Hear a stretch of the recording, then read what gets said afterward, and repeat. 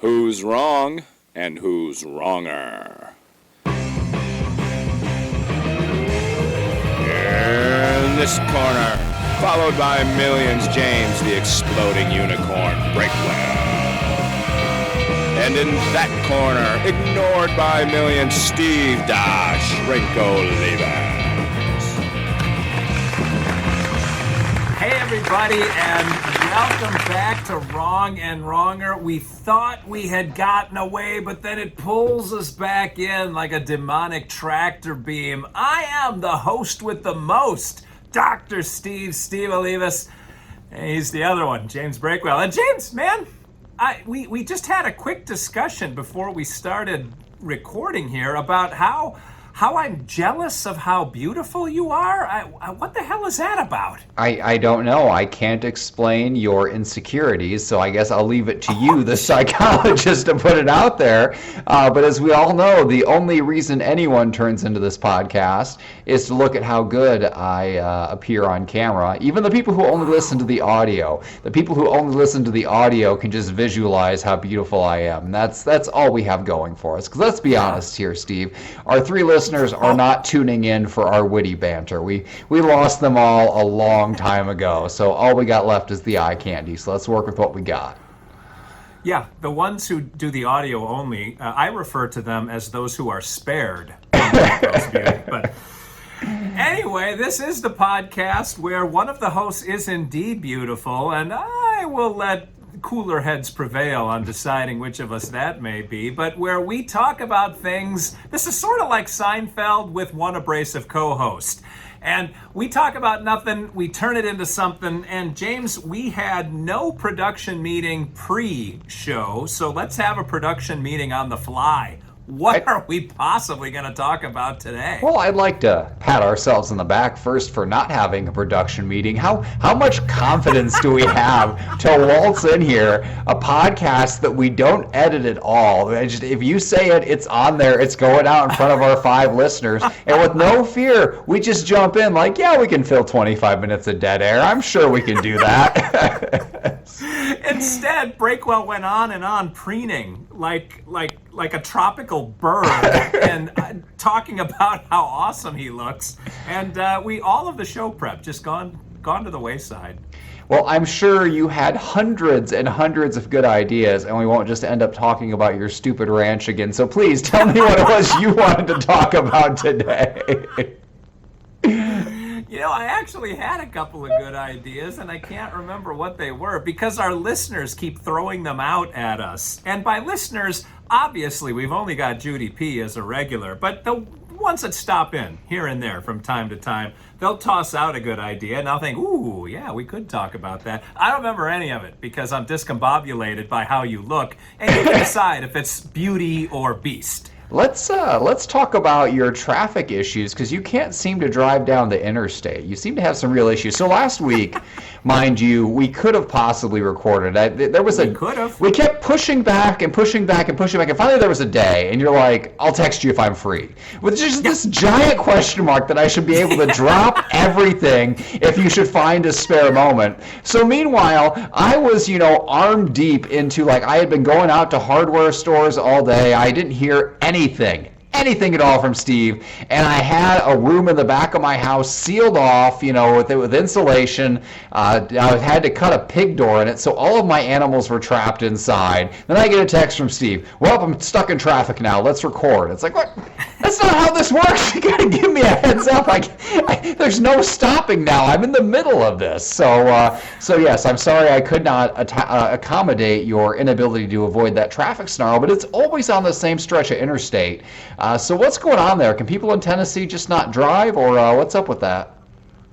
I tell you what, man, my wife and I talk about this stretch of road. We call it the Bermuda Triangle because there are 18-wheeler accidents. I would guess 3 times a week might be a little high, but it's at least 2 times a week. Now, I don't even think 3 times a week is high. On one side or the other, there's a jackknife, there's a truck in the woods, there's something on fire, literally on fire.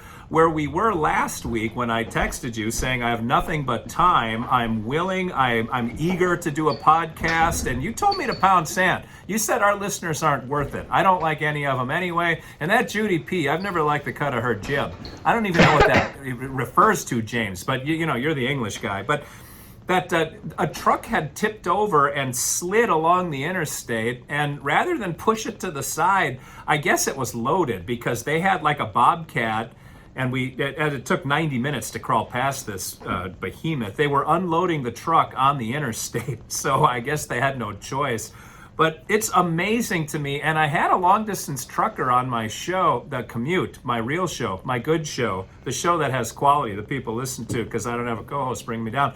But, and I said to him, I said, I have noticed, and I don't know you, James, how much time you spend on the road because you're working at home now, but 18-wheeler drivers have gotten suspiciously lax over the last year or so, and just this morning, I'm driving in, and there's an 18-wheeler that's like swerving back and forth down the middle of both lanes of the freeway. And I'm like, what is going on? I don't know if they're hiring anybody right out of the asylum to drive these things because there's a shortage of workers, or if there is something different in the training protocols. But my gosh, that stretch of highway, I think if we can give a reason why that stretch and no other stretch, we're sort of in between two areas where drivers have to kind of pay attention. Nashville is one, and then Jackson, Tennessee is another kind of metropolitan area, and we're kind of in the dead center of both of those.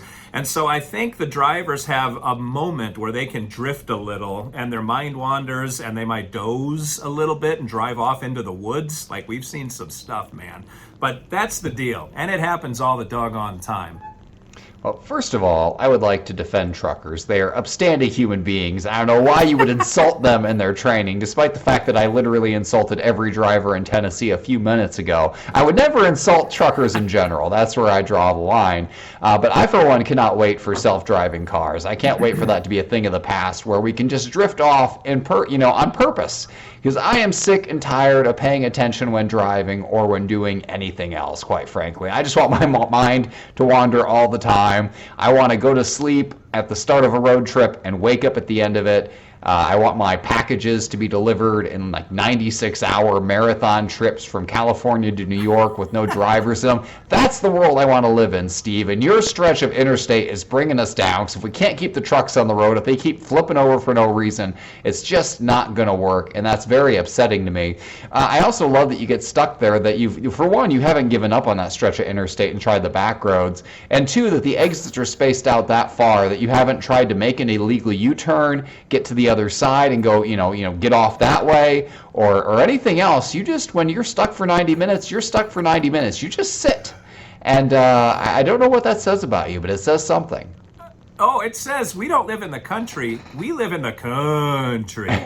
That's what it says.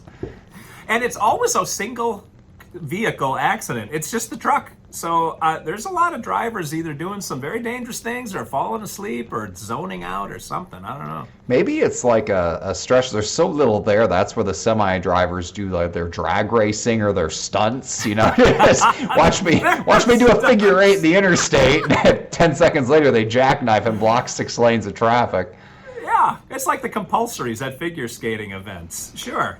They got to figure out how to drive on 2 wheels, how to pop a wheelie, how to, slingshot the back around the front and then back. I get it. It reminds me of Missouri. I think I've told this story before, but all my stories are wonderful, and people like hearing them more than once. But there's only one north-south or one east-west interstate that runs from roughly St. Louis to Kansas City. 70, yeah. And the one time we were going there, we went to get our stupid dogs when we got them when we were young and childless. My wife and I drove out there and back in one day, and it's supposed to be an 8-hour trip each way. And we got to that interstate, the only interstate through that part of the state, and they closed off all westbound traffic. Eastbound lanes got 2 lanes, westbound lanes got none, and there was no posted detour. There was no sign. They just had a guy. You pulled off, and there was a guy, and he had told them where you were trying to go, and without a map, just based on his local knowledge, he'd kind of point off yonder, and that's how you went. And this was back before we had a GPS in our car. Like, we printed out MapQuest directions, so it wasn't like we could run home to our printer and do it again. And yeah, I actually pulled out the atlas, and it turns out atlases, those the big state-by-state ones, they only go down so low. Like, they don't have every gravel road in there. They only have the bigger roads. I didn't realize that until that day where I had to rely on all the gravel roads. And I thought, well, it's not a big deal because gravel roads are laid out in a grid. Not in Missouri, my friend. In Missouri, they just kind of weave wherever they want, and they curve if there's a creek or a crotchety old man who wouldn't let you build across his property, or a really cool tree, or whatever else that were going on. And there was just no rhyme or reason for how they were laid out. And quite frankly, it's a miracle that we're not still stuck there on the back roads of Missouri today. I don't think I've ever heard that story, so if you have told it, it was not on this show. Well, I try to save all my best stories for everywhere other than this show, because, other places people might actually hear it, so that would make sense. The content speaks to that point, absolutely. Yeah, and then the old codger, he'll give you directions that are based on landmarks that only people who live there understand. Or he'll be like, yeah, the really cool tree? And you'll be like, yeah. And he'll be like, well, it's not there anymore. But where it used to be, that's where you're going to want to turn right. It's like, okay. I tweeted a few weeks ago. I can't remember if I said this on this show or not. Sorry. But Mrs. Steve out in the country was meeting somebody buying something on like the local Facebook marketplace. And where they said they would meet her is where the library used to be. Like, what the hell does that mean? But anyway, what were you going to say? Well, I love that the one thing you're missing there now is the library. If there's one thing rural Tennessee could decide to do away with, it's the library. I don't know. I had some excellent story, and I just lost it. So I guess we're just going to have to move on, and we will forever wonder what excellent point I was about to make. What were we saying before the library? What were we talking about? Your Missouri story and gravel roads and getting lost and the way that people in the country give directions. Yeah, it's gone. Maybe it'll come back later, because you know what? I'm sure that's the one remark that would have made or broken this podcast, and now we're just going to have to toil around obscurity for forever without that. Oh, that's devastating. We had such high hopes for this podcast when it started, like what feels like 100 years ago. Yeah, well, yeah. I don't know if you remember. It really young was and ideal James Breakwell. It was almost 100 years ago. It was 2, which in Steve years is about 50. You definitely are aging me prematurely. Yeah. No, we're like 4 years in, man. Are you kidding me? No, look at how many episodes we've got. It's over 200, isn't it? That is the most depressing thing I have ever heard. Depressing thing. Oh, I remember what I was gonna. I didn't mean to bring you down. I remember now. It was a stupid running story. We'll pair up my Missouri story with another running story I've told before, but also probably not here.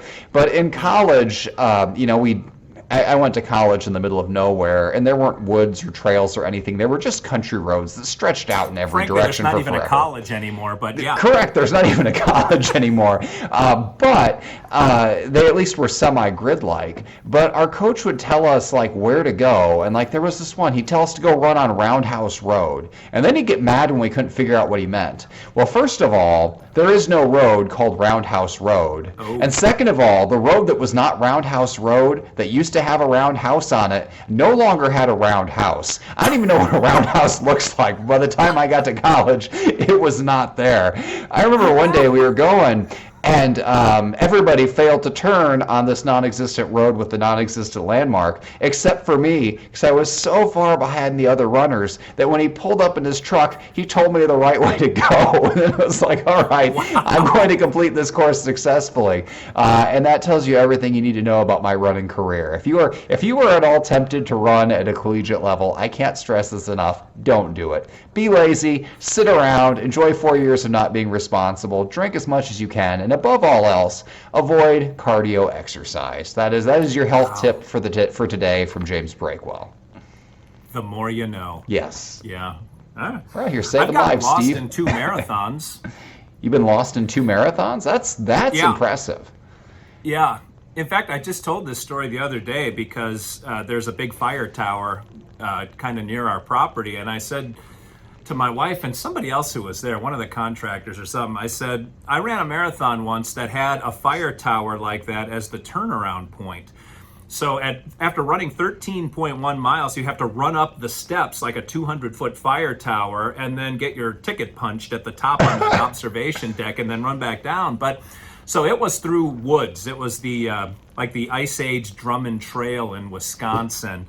Anyway, it was like trails as well as this like old railroad path or something. But the point is, I got off the trail somehow. And some guys I had run with off and on saw me, and they yelled for me to come back. And in order to get back, I had to cross a little creek. And this is like, it's like this time of year, November or December in freaking Wisconsin. So I thought, all right, I'm just going to jump and real lightly kind of tap my foot in the middle of the creek to propel me the rest of the way across the creek. Except the creek was hip deep. I didn't realize that when I put my foot in it, and I sunk up to my hip in freezing ice water, and then had to run the rest of the marathon with that, and it was my fault because I got off the trail. And the only other time that happened was in the Louisville Marathon in Louisville, Kentucky, and part of the marathon went through downtown, and apparently they weren't able to market very well because it was a live downtown that we were running through. And I had to have run a good half mile out of the way before I realized there should be more people around than this. And I kind of retraced my steps and found the path. But that can be rough when you're out on a distance run and you somehow veer off course. It's hard to get back. Well, something has to be going horribly wrong in the first place in a marathon with thousands of people for you to be that far by yourself. Like, at that point, you probably deserve to be lost. It's just natural selection kicking in. Natural selection. Well, maybe. There was one marathon. I've run like 30-some marathons, but we ran one in Tupelo, Mississippi in like August. I forgot what month it was in, but it started an hour before sunrise because it got so hot that they couldn't run it responsibly, like near noon. So even starting at 7 a.m. would have put like the stragglers in at like noon or 1 p.m. So we started like 4 a.m. in the pitch black in rural Tupelo, Mississippi. So Tupelo, Mississippi has a decent downtown. We were on the outskirts of that, and there was a guy on a bike that we were supposed to follow his tail light, except these are on like rural roads, and if you can imagine running in the pitch dark in like your own tunnel, and I could hear people falling because they were hitting potholes and twisting ankles, and it was the most bizarre scene. And I ended up getting the trots really bad that day because it was so hot, my insides turned to liquid. It was horrific. So I think what we can conclude from this is, one, your sense of direction is terrible, and two, running is an awful sport. You put those two together, it's no wonder you ran for so long. And also, I've never heard of heat causing diarrhea. That's a new one for me. Oh, it's a thing. No, it's a thing. Well, you knew what the trots were, though. Why do you think you get the trots? Bacteria, diet, all sorts of things. Not running in heat. Your body's overheating, yeah. Yeah, usually at that point you don't have any extra liquid. It's all coming out as sweat. So I wouldn't think you'd have like this surplus of liquid in your intestines to fire out. But I guess you're the expert there. If I have a diarrhea question, I'm coming to you. I so appreciate you being forthright with this, James, because I don't like to consider myself an expert in many fields, but all of the maladies, ailments, and just pain that's caused by running, distance running, I consider myself well-versed. Did you, I guess, is the fire tower by your house, do they still use it, or is it a relic from a prior era? Boy, that's a great question, actually. I don't know the answer to that. I'm assuming they don't need it now that they have drones that they can just kind of set out. So I would guess it's a relic. Those fire towers are cool. There's one in a county park by where I grew up, and they're super tall and super dangerous, and they give you an incredible workout walking up to see the view, and you get up there and there's just a bunch of trees, and then you walk back down. But disappointed and angry. Yes, it's like, thought there'd be something cool up there. It's the same trees you saw below. It's just, they're further away when you get up to the top. But I guess before the era, even where helicopters were available, like now every city has life flight, several helicopters. But now we have drones too that the forestry department can just send a drone up in the air if they need to see what's going on. But back in the day, I think in heavily forested areas, those were necessary just to orient firefighters or to try to find people who were lost, maybe. I don't know. There was in my hometown, there was actually one fire station that was built with like a 3-story tower, so you could just go out and look across the town and see what was burning. And that seems like a super inefficient process, especially since based on the building style, I would guess that this thing was built in the 70s or 80s when telephones definitely existed. So I don't know why they needed to have a spotter up there. My guess is the firefighters just wanted a discreet place to sneak off and smoke. Like that's my best guess. Well, in the 70s, you didn't need discretion. You would light up right in the dugout during a baseball game. Like, there were no holds barred. And it didn't give anybody the trots. That is not one cause of a terrible health habits. But yeah, I'm kind of all the things that we've done, all the changes, I am kind of glad that smoking's been pushed aside. There used to be a bowling alley we'd go to, and bowling was an okay time killer. There was nothing to do in my town. But every time you walked in, you would walk out just reeking of cigarette smoke, and you had to pretty much burn everything you wore there. So I do like the fact that in this year of our Lord 2021, you're pretty much never going to walk any place that makes you smell like smoke, except for casinos in Vegas. You can still smoke there, and it was kind of jarring. I felt like I'd gone back to the 1950s because it was the only place I could remember in the last like 10 years where people still openly smoked in a public venue.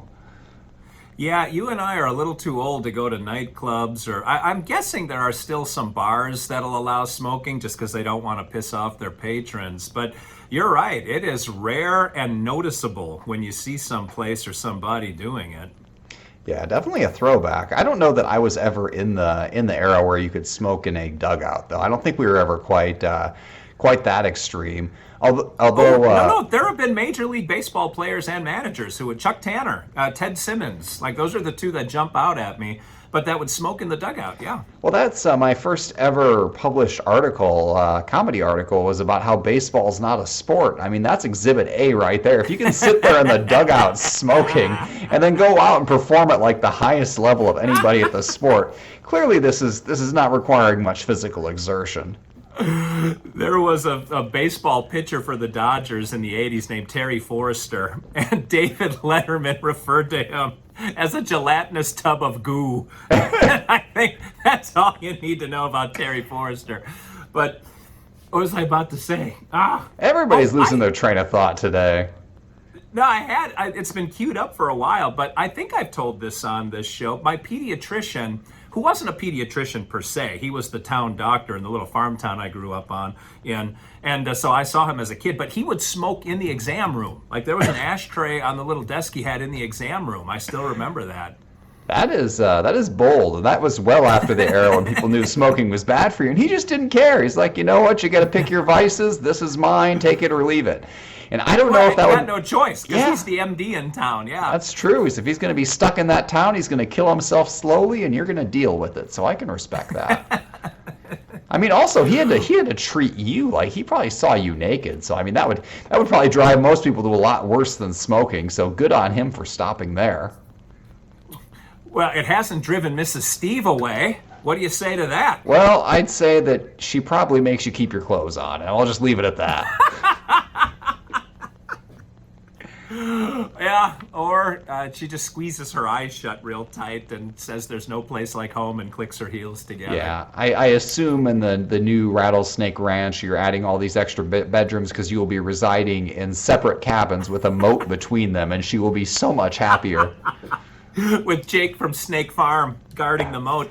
I tweeted yesterday that I had a ceremonial first pee in the new toilet in the big cabin, and that is probably the last time I will ever pee in that toilet because I'm going to be peeing outside for once and for all forever. Okay, that took a direction I did not expect, and there's going to be a lot to dig into there. Are you just swearing off the indoors now? There's no reason to pee indoors, James. What possible reason would one have to pee indoors? If one didn't have to. I don't know that I have to actually answer that. I mean, if you want me to list out the advantages of indoor plumbing, I mean, for one thing, we'll just start with the easy one. Sometimes it rains. What are you going to do if it's raining and you have to pee? Oh, James, it'll be raining, my friend. I hope you die peeing by getting struck by lightning, and then snakes will eat your body. And I'll have a in memoriam on Wrong and Wronger, and it will be our most listened to episode ever because it will just be me and my beautiful face, and there won't be anyone here to talk about running trots. And that's really all we need at this point. Wow! We call that a callback in this improv comedy world. Well, I gotta call us back and forward out of here because I gotta go. I ain't got the trots, and James frankly ain't got the beauty. But until we meet again next week, where we will continue this and many other conversations that all of us, me, James, and you, listener, will regret immediately and wish we hadn't had. But this is Steve Alinas, Dr. Steve for James the Exploding Unicorn Breakwell, saying thanks for watching, thanks for listening, thanks for referring a friend. I don't know who I'm talking to. And until we meet again, remember, as always, two wrongs can make a right.